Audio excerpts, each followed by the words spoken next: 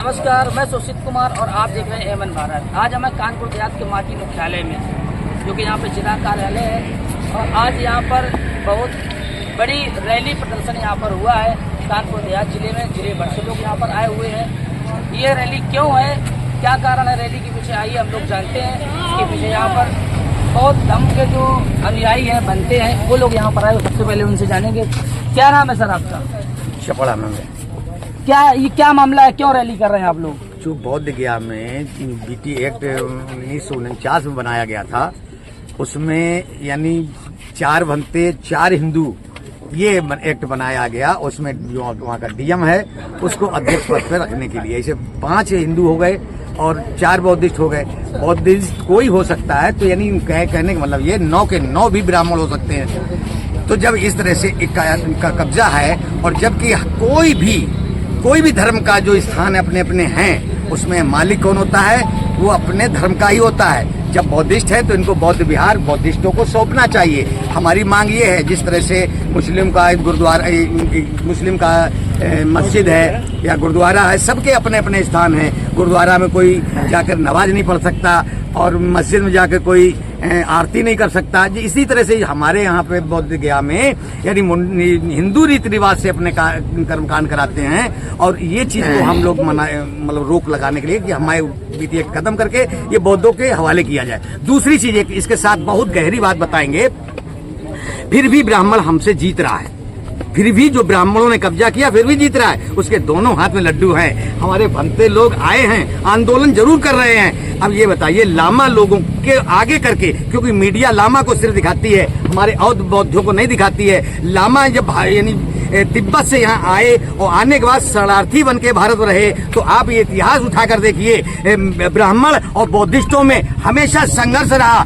एक दूसरे के जानी दुश्मन की तरह काम हुए। यहाँ बौद्धिस्टों का कत्लेआम हुआ, उसके बाद बौद्धिस्टों को सड़क क्यों दिया? यहाँ का जब भी ब्राह्मणवादी ही सरकार रही है, उन्होंने बौद्ध को शरण दी, दलाई लामा को शरण दी, यहाँ भारत रखा, और क्या बनाया कि बुद्ध भी यानी ब्रह्म इनके विष्णु के अवतारी है, अवतारी पुरुष, तो ये लामा अवतारी बना देंगे।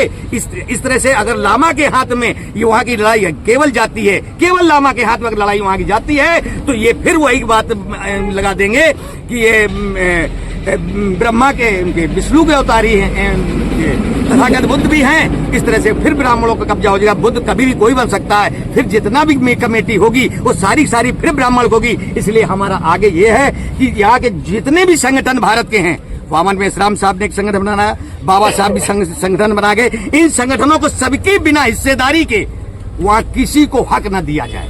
मेरा ये कहना है, पूरे देश में ये बात को पहुंचाया जाए कि जितने भी भारत में संगठन बने हुए हैं, सभी संगठन की सलाह के पहले वहाँ कोई कमेटी न बनाई जाए, और हम लोग जान की बाजी लगाएंगे। यहाँ पर कितने संगठन के लोग इस आपके रैली प्रदर्शन में शामिल हैं? देखिए, हमारे यहाँ पे संगठनों की तो ये नहीं है, जो हमारे संगठन का मामला ये है, बौद्धिस्ट संगठन के हिसाब से नहीं है।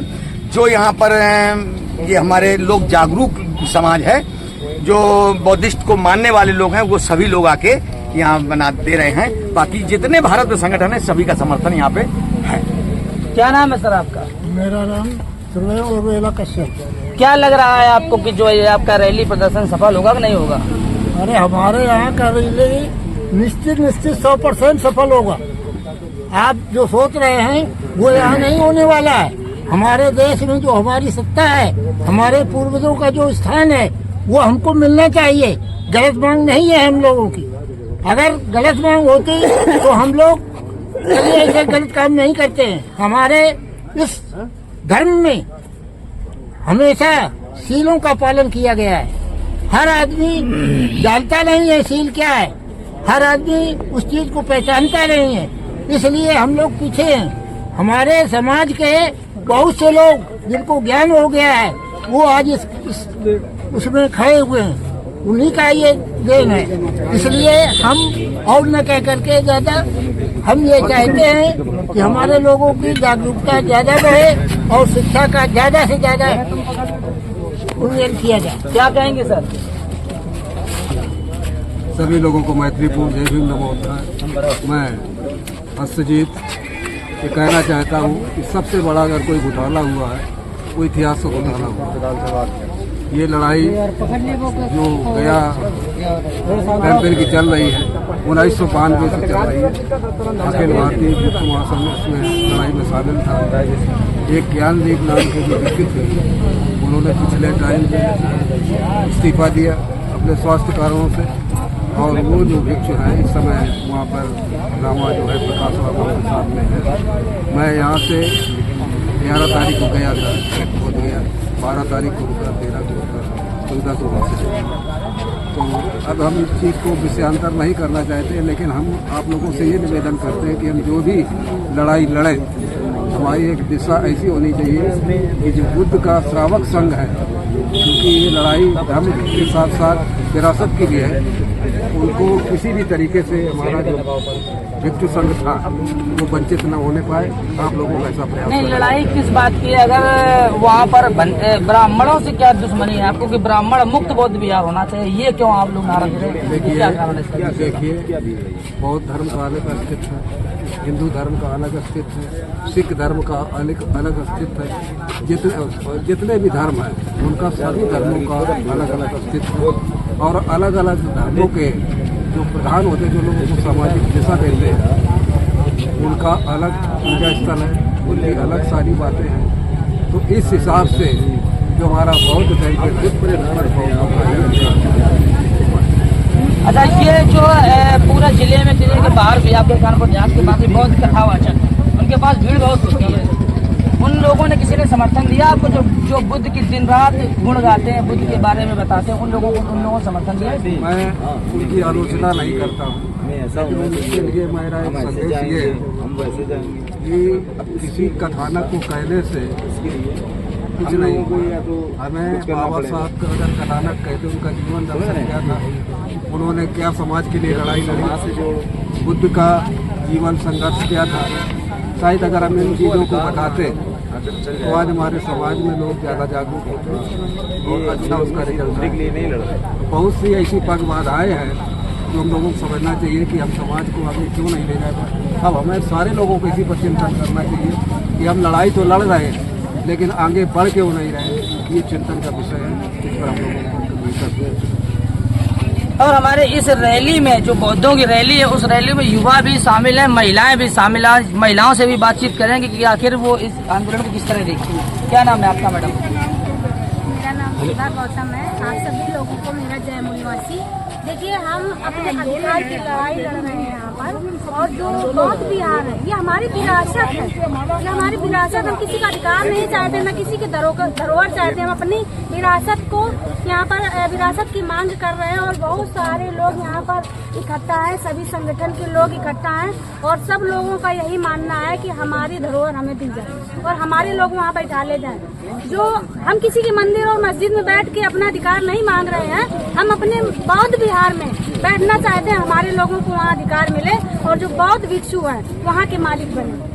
यहाँ पर महिलाओं की संख्या थोड़ी सी कम दिख रही है, महिलाओं के लिए क्या संदेश देना चाहेंगे इस आंदोलन में? जहाँ तक हमारी आवाज जाती है, सभी महिला पुरुष से मेरा अनुरोध है कि जितने लोग, अगर आपका जमीर थोड़ा भी जिंदा है, लग रहा है कि आपके खून में गर्मी है, तो आप बराबर जब भी आपको किसी तरह से सूचना मिले तो जरूर यहाँ पर ऐसी जगह पर उपस्थित होके और अपना अधिकार या अपनी भागीदारी जरूर दिखाएं कि हम भी यहाँ के मूल निवासी हैं और हमारा भी कुछ हक अधिकार है, तो इसको जरूर दिखाएं। हमारे साथ राजनीतिक पार्टी भी इसमें जो है कई पार्टियां शामिल हैं, जिसमें कि हम जहाँ तक जानते हैं हमारे साथ शिवम गौतम जी हैं, जिला अध्यक्ष है अपनी जनता पार्टी से। 5 दिन उनसे हम जानेंगे कि क्या आपकी पार्टी का क्या सहयोग रहा है इस रैली में। हमारी पार्टी का जो कांतीराम साहब का मिशन था कि 50 हमारी पार्टी एक ऐसी है कि जो बहुजनों की लड़ाई को मजबूत करने के लिए अगर कोई भी वो बहुजन इतिहास या महापुरुषों का सम्मान को में ठेस कोई पहुंचाता है, उसके लिए हमारी पार्टी अपनी जान एक लगा देगी। आज हमारे जो हम जनता को सचेत करना चाह रहे हैं कि हम लोगों ने इतना मेहनत करने के बाद भी लोग घरों से नहीं निकल रहे हैं, क्योंकि उनका मानना ये है कि लोग व्यवस्थाएं जोड़ें, जबकि आज ये हम बहुजनों की जो समस्याएं, हम लोग केवल धन के कारण पीछे हो जाते हैं। तो सभी जो आज बुद्ध की विचारधारा को खत्म किए दे रहे हैं, लेकिन लोग घरों से नहीं निकलने की कोशिश कर रहे हैं। लोग बुद्ध कथाएं तो करा रहे हैं, लेकिन बुद्ध को खत्म कर रहे हैं। तो हम उनसे आग्रह करते हैं, अगर तुम्हारा घर ही टूट जाएगा तो तुम लोग रहोगे कहाँ। तो सभी लोगों से आग्रह है कि आप लोगों ने इस आंदोलन को, और जो विदेशों से भी सहयोग मिल रहा है हमारे बहुत गया को, जहाँ बुद्ध ने ज्ञान प्राप्त किया था, उसको खाली कराने के लिए, और हमारी पार्टी ब्राह्मण मुक्त बौद्ध बिहार के लिए पुरजोर समर्थन करती है और करती रहेगी जब तक इन ब्राह्मणों से ब्राह्मण मुक्त बौद्ध बिहार नहीं करा देंगे।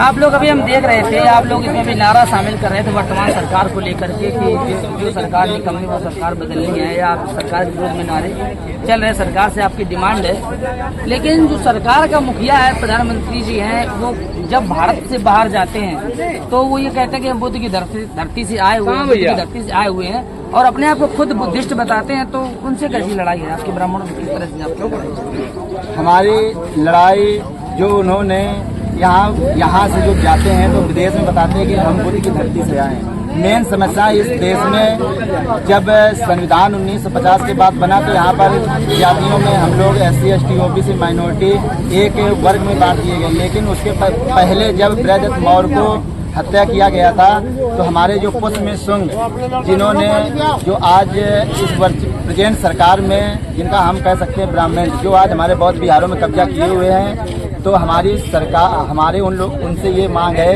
कि आपको बहुजनों के न्याय को ईमानदारी से लड़ना पड़ेगा। हमारे बहुजन जो SC ST OBC आपका अत्याचार नहीं सहेगा। हमारी पार्टी ईमानदारी के साथ 85 की ही लड़ाई लड़ेगी। आंदोलन को मजबूत करने के लिए यहाँ पर कानपुर देहात जिले की जो टीम है, जो वकीलों की टीम है, जो न्यायिक स्तर में जो हम लोगों को नहीं पहुँच पा रहे हैं, और हमारे समाज में जो न्याय दिलाने के लिए वकील हमारे मदद कर रहे हैं, इस कार्यक्रम में आए हुए उनसे भी जानेंगे। पहले तो जानेंगे आपका परिचय। मेरा नाम संदीप कुमार है और मैं बड़ौदा रहने वाला हूँ। इस आंदोलन की स्थिति क्या है आपके इस रैली से, इस आंदोलन उसके बारे में जानकारी? देखिए, ऐसा है, ये आंदोलन हमारी विरासत का आंदोलन है, और ये धीरे धीरे बोध गया बिहार से पूरे देश में फैल चुका है, और पूरे देश के साथ साथ अन्य देश के भी काफी जो बुद्ध को मानने वाले लोग हैं, जो बौद्ध धर्म को मानने वाले लोग हैं, वो लगातार इसमें समर्थन दे रहे हैं। और ये आंदोलन बहुत बड़ा एक तूफान बनने जा रहा है। और वहाँ पर जो इन लोगों ने कब्जा किया हुआ है, तो इसे एक सवाल है कि अगर आप हमारे बौद्ध मंदिर में अगर कब्जा कर सकते हैं तो आपको भी राम मंदिर में एक कमेटी बनानी चाहिए। वहाँ पर भी जो वहाँ पर कानून लागू है, वो कानून उत्तर प्रदेश में मंदिरों पर भी लागू करो। वहाँ पर भी 4 हमारे बौद्ध मठ रखो।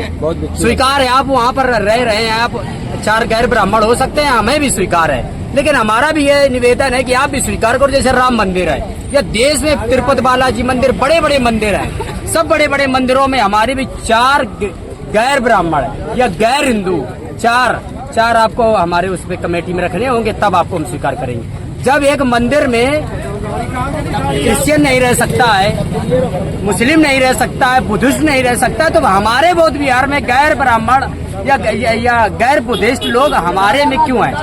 ये सवाल है। जो इस जिले में आपके इस देश के जो युवा हैं, आपके जिले के युवा हैं, जो अपने आप को बुद्धिस्ट कहते हैं, अम्बेडकरवादी कहते हैं, उनके लिए क्या संदेश देना चाहेंगे? देखिए, ऐसा है कि यहाँ पर जो असल में बुद्धिस्ट है, ऐसा नहीं कह रहे हैं कि जो लोग आए नहीं वो बुद्धिस्ट नहीं है। कुछ लोग काम की वजह से नहीं आ पाए, कुछ लोगों का अपना व्यक्तिगत कहीं जाना होगा, नहीं आ पाए, लेकिन कुछ लोग केवल आते हैं वो फोटो खिंचवाने वाले लोग और नेतागिरी करने वाले लोग, वो वहाँ पर जाते हैं जहाँ भीड़ लगी होती है। जैसे बुद्ध कथाओं में बहुत से, यहाँ पर नाम नहीं लेना चाहूँगा, बहुत से जिला पंचायत सदस्य जो समाज के दम पर और बौद्धिक विचारधारा के आधार पर भीड़ जमा होती है, और बौद्धिक विचारधारा के आधार पर उनको वोट मिलते हैं, वोट मिलने के बाद वो जिला पंचायत बनते हैं, विधायक बनते हैं। और जब बुद्ध की बात आती तो वो लोग यहाँ पर नहीं आए हैं। ये कानपुर देहात की जनता को सोचना है कि कौन बुद्ध के नाम पर राजनीति करके हमारा वोट लेकर के और ऐसे आंदोलन का समर्थन नहीं कर। यहाँ पर शायद है जो सामाजिक संगठन के लोग हैं, अधिकतर सामाजिक संगठन के लोग हैं, बाकी बहुत से धन्ना सेठ या किसी पार्टी के जिलाध्यक्ष या किसी पार्टी के जिला पंचायत सदस्य या किसी पार्टी के जिला महासचिव या मंडल महासचिव, बहुजन समाज की कोई भी पार्टी का कोई भी आदमी यहाँ पर नहीं मौजूद है। ये दुख का विषय है, और वही लोग बुद्ध के नाम पर राजनीति कर रहे हैं। आप देख रहे थे एमएन भारत, और हम दिखाने का प्रयास करते हैं आपको बहुजनों की खबर। इस तरह की खबर देखने के लिए हमारे साथ बने रहिए। तब तक